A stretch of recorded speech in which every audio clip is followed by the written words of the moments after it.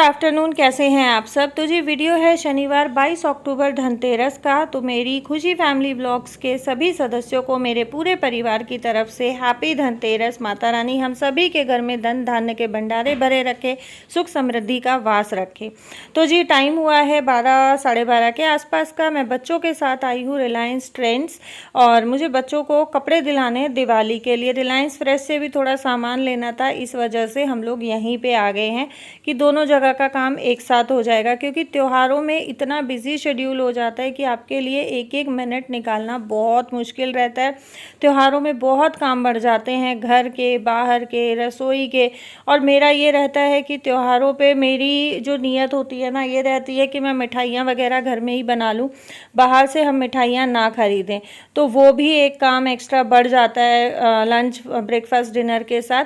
तो बस मुझे यही था कि मैं बच्चों को फटाफट यहाँ से शॉपिंग करा के वापस घर जाऊं और आगे की तैयारी करूं।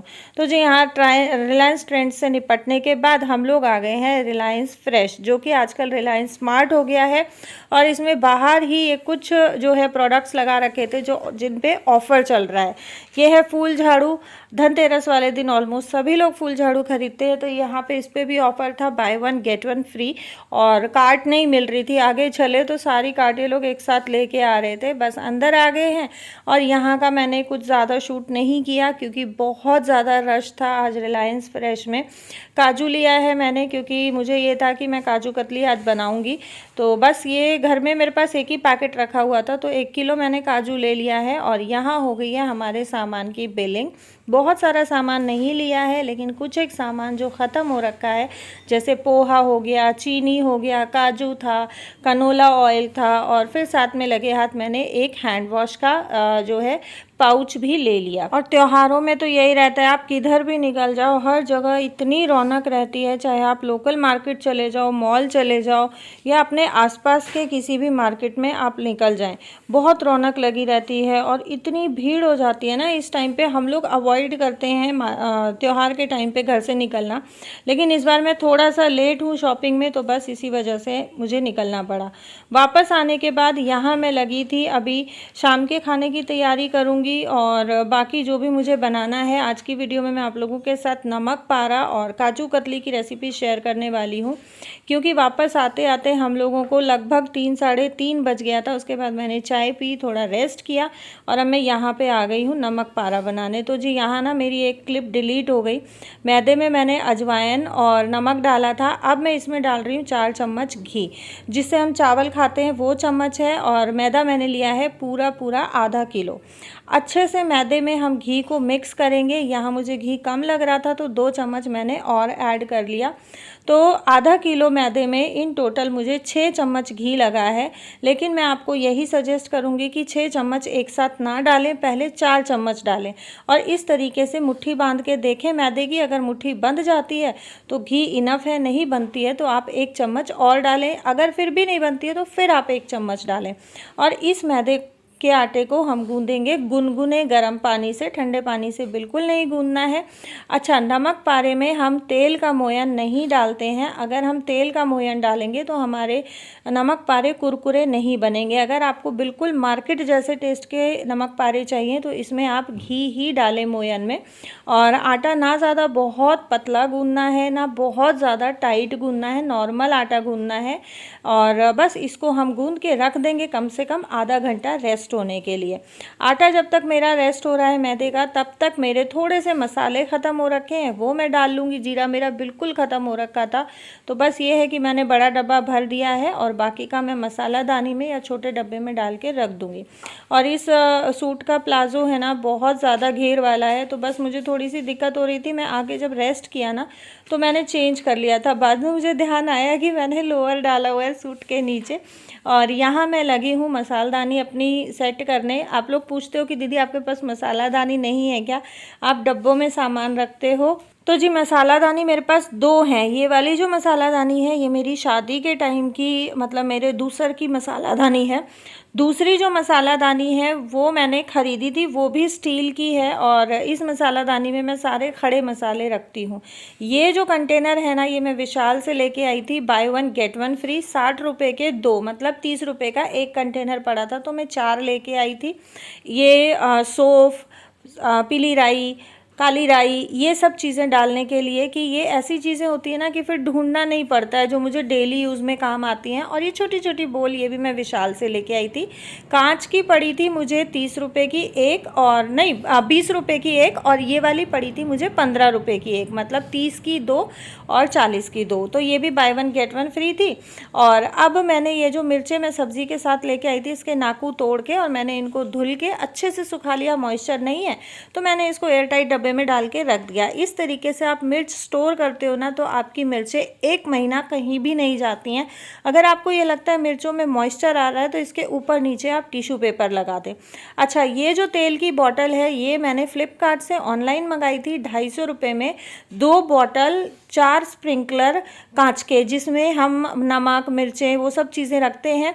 और 2 स्पैटुला आए थे, एक ब्रश था सिलिकॉन का और एक स्पैटुला था। ये 250 रुपये का सामान था। और ये बॉटल के ऊपर जो मैंने कीप लगाई थी ना तेल डालने के लिए, ये भी इसी के साथ आई थी। बॉटल भरने के बाद अब मैं लगी हूँ डिनर की तैयारी करने, क्योंकि अभी जब तक मैदा रेस्ट हो रहा है आधे घंटे के लिए, तो आधे घंटे में मेरे बहुत सारे काम निमट गए हैं।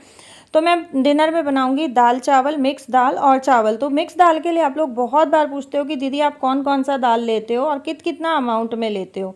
तो जी मैं 2 चम्मच मसूर की दाल और 3 सवा 3 चम्मच अरहर की दाल, 2 चम्मच चना दाल और 2 चम्मच मूंग की धुली हुई दाल लेती हूँ।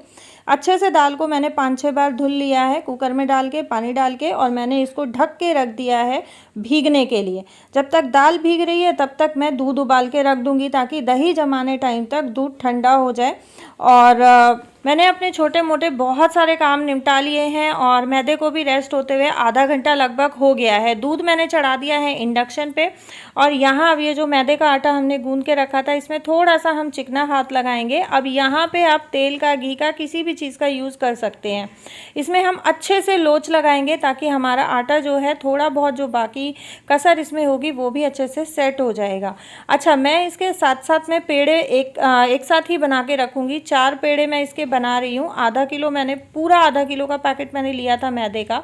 अब यहाँ पे पेड़ा आपका डिपेंड करता है कितना बड़ा कितना छोटा बनाना है, आपकी रोटी पे और आपके नमक पारे के साइज़ पे, कि आपने नमक पारे मोटे मोटे बनाने हैं या पतले पतले बनाने हैं। तो जी मैं हमेशा नमक पारे की जो रोटी होती है वो थोड़ी सी मोटी बेलती हूँ, क्योंकि मोटा नमक पारा जो होता है ना वो थोड़ा सा कुरकुरा बनता है, पतला नमक पारा उतना कुरकुरा नहीं बनता है।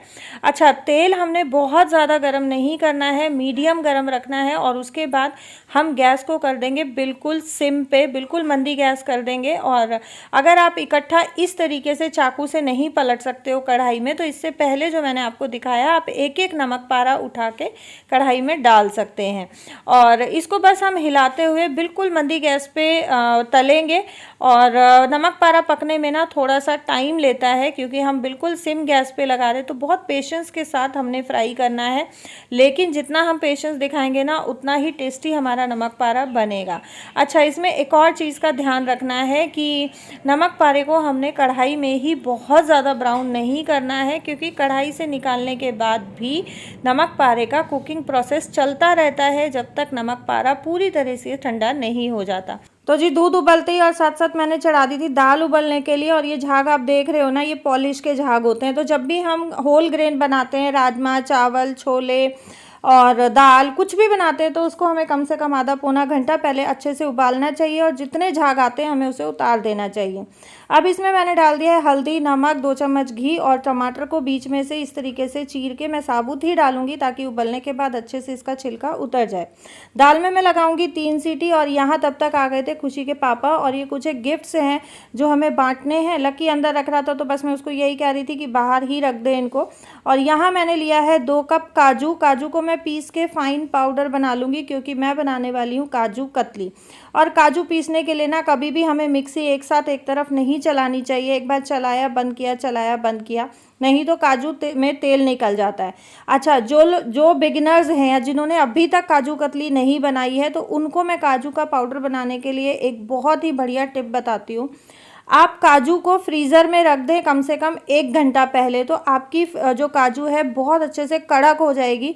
और फिर आप उसको पीसेंगे ना तो उसमें से घी बिल्कुल भी नहीं निकलेगा जो घी तेल निकलता है। यहाँ मैं बना रही हूँ चाशनी, और चाशनी के लिए मैंने लिया है 3/4 कप चीनी और आधा कप पानी। चाशनी हमें एक्चुअली नहीं बनानी है, सिर्फ चीनी घुलने तक हमें पानी को उबालना है। चीनी घुली तो इसमें मैंने डाल दिया काजू का पाउडर। आप चाहें तो थोड़ा सा दरदरा पाउडर ले सकते हैं, चाहे तो फाइन पाउडर ले सकते हैं, लेकिन जो दरदरा पाउडर होता है थोड़ा सा काजू का, उसकी जो है बर्फियाँ ज़्यादा अच्छी बनती हैं। काजू का पाउडर जो था, पेस्ट जो हमारा डो बनने वाला है वो थोड़ा सा गाढ़ा होने लगा था, तो मैंने इसमें 1 चम्मच घी डाल दिया है। घी डाल के अगेन हम इसको, ये पूरा प्रोसेस हमें मंदी गैस पे करना है। अच्छे से हम इसको भूनते रहेंगे, और जब हमें लगे कि हमारे जो पेस्ट है इसने कढ़ाई छोड़ दी है, तो एक बर्तन में अलग से हम इसको थोड़ा सा डाल के ठंडा करके गोली बना के देखेंगे। अगर गोली बन रही है इट मीन्स हमारा जो पेस्ट है वो बनके बिल्कुल रेडी है काजू कतली बनाने के लिए। प्लेट में घी लगाएंगे और इसको तुरंत हम कढ़ाई में से निकाल लेंगे। और अब आप चाहें तो इस तरीके से आप इसको अलटते पलटते हुए अच्छे से ठंडा कर लें, या फिर इसको 3 से 4 मिनट के लिए पंखे के नीचे पूरा थाली में फैला के छोड़ दें, ताकि ये डो हमारा अच्छे से ठंडा हो जाए। यहाँ मैंने इसको चम्मच से ही अलटते पलटते हुए ठंडा किया है, क्योंकि इसमें कम से कम 15 से 20 मिनट लगता है। मुझे थोड़ा सा स्टिकी लगा तो इसमें मैंने थोड़ा घी और डाल लिया। अच्छा, काजू कतली में बहुत ज़्यादा घी नहीं जाता है, क्योंकि काजू में अपनी खुद की भी चिकनाई होती है, और ये बहुत छोटी छोटी टिप्स एंड ट्रिक्स होती हैं किसी भी रेसिपी को बनाने के लिए, जिनका हम ध्यान रखते हैं या उनको हम फॉलो करते हैं तो हमारी रेसिपी बहुत अच्छी बन के तैयार होती है। तो जी, ये मैंने आप लोगों के साथ काजू कतली की, नमक पारे की बहुत सारी टिप्स एंड ट्रिक्स साथ साथ शेयर की हैं। इनको अगर आप फॉलो करते हुए बनाओगे, मेजरमेंट का ध्यान रखोगे, अगर आपके पास मेजरिंग कप नहीं है तो आप कोई भी कटोरी ले लें, उससे आप मेजर करें तो आपकी काजू कतली बिल्कुल परफेक्ट बनेगी। और यहाँ मैंने बटर पेपर के ऊपर थोड़ा सा घी लगा के और उसको अच्छे से फैला लिया था। ऊपर से दूसरा बटर पेपर लेके और बेलन की हेल्प से मैंने इसको लंबा बेल लिया है। अच्छा, इसको ना बहुत हल्के हाथ से बेलना है, बहुत दबा के प्रेशर के साथ नहीं बेलना है। और यहाँ मैं आ गई हूँ धनतेरस का दिया लगाने के लिए। हमारे यहाँ धनतेरस पे बहुत ज़्यादा कुछ नहीं होता है, सिर्फ एक बड़ा दिया घी का लगता है, बस वही मैं लगाने वाली हूँ। और खुशी के पापा ने आने के बाद पूजा कर ली है, जोत करके आरती वगैरह अपनी कर ली है। तो बस ये काम घर की बहू का होता है, घर की औरत का होता है। तो बस ये दिया मैं लगाने लगी हूँ। और जब मैं पूजा करके उठी तो मुझे पता चला कि हमारे यहाँ गेस्ट आ रहे हैं, तो काजू कतली बीच में छोड़ के मैंने फटाक से फिर आलू गोभी की सब्ज़ी और रोटियों की भी तैयारी करी, क्योंकि हमारा डिनर सिर्फ दाल और चावल का था। तो ये हमारी फुल डिनर की थाली है, दाल चावल आलू गोभी की सब्ज़ी और रोटी। और जिस दिन हम ये सोचते हैं ना कि आज थोड़ा काम ज़्यादा है तो डिनर में थोड़ी कटौती कर लेते हैं, उसी दिन काम थोड़ा सा और 1-2 बढ़ ही जाता है। मेरे साथ तो ये चीज़ बहुत होती है। तो जी, यहाँ सबको डिनर कराने के बाद और मैं लगी हूँ काजू कतली के पीस काटने। और सबसे मज़ेदार काम ना यही होता है जो काजू कतली के पीस काटने का होता है, क्योंकि मुझे ये था कि इसमें से भोग की निकाल के और थोड़ा सा मैं खुशी के पापा को टेस्ट करा दूं, और जो गेस्ट आए हैं मैं उनको टेस्ट करा दूं। तो बस यहाँ मैं पीस निकालने लगी थी। और आप चाहें तो आप स्क्वायर पीस में काट सकते हैं, डायमंड पीस में काट सकते हैं। अच्छा, इसकी जो ये रोटी बेली जाती है, इसका भी साइज़ आप अपने अकॉर्डिंग रख सकते हैं। आपके पास अगर चांदी का वर्क है आप वो लगा सकते हैं। मैंने चांदी का वर्क नहीं मंगाया है, क्योंकि चांदी के वर्क को लेके ना बहुत सारी मान्यताएं हैं कि वो नॉनवेज होता है, और जो भी चीज़ें हैं, तो हमारा मन नहीं उठता है। हम मार्केट से भी चांदी के वर्क वाली मिठाइयाँ लाना अवॉइड ही करते हैं। तो जी, अभी बज गए रात के 12, काम समेटते समेटते, और 12 बज गए हैं। अब मैं करूँगी वीडियो एडिट, 1.5 घंटा 2 घंटा जितना भी लगेगा। अगर नहीं हो पाएगा तो मॉर्निंग में उठ के करूँगी। एक बार फिर से आप सभी को हैप्पी धनतेरस, और उम्मीद करती हूँ कि आप लोगों को रेसिपी पसंद आई होगी, दोनों ही। अगर वीडियो और रेसिपी पसंद आई है, या कुछ भी अगर वीडियो में इतना सा भी पार्ट पसंद आया है, तो उम्मीद करती हूँ कि आप लोग वीडियो को लाइक ज़रूर करेंगे, शेयर करेंगे और कमेंट्स ज़रूर करके बताएंगे। बहुत सारे साइलेंट व्यूअर्स हैं जो मुझे जानते हैं, बट मैं उनको नहीं जानती हूँ, क्योंकि वो लोग कमेंट नहीं करते हैं। तो उनसे मेरी खास गुजारिश है कि आप लोग कमेंट ज़रूर किया करें, ताकि मैं भी आप लोगों को जान पाऊँ। और अभी लेते हैं आप लोगों से विदा। मिलेंगे आप लोगों को कल एक नई वीडियो के साथ, नई रेसिपी के साथ, नए कंटेंट के साथ। तब तक सभी को thank you so much for your love, support and watching my videos. और चैनल सब्सक्राइब नहीं किया तो चैनल को सब्सक्राइब कर लेना, ऑल नोटिफिकेशन वाली बेल आइकन के साथ।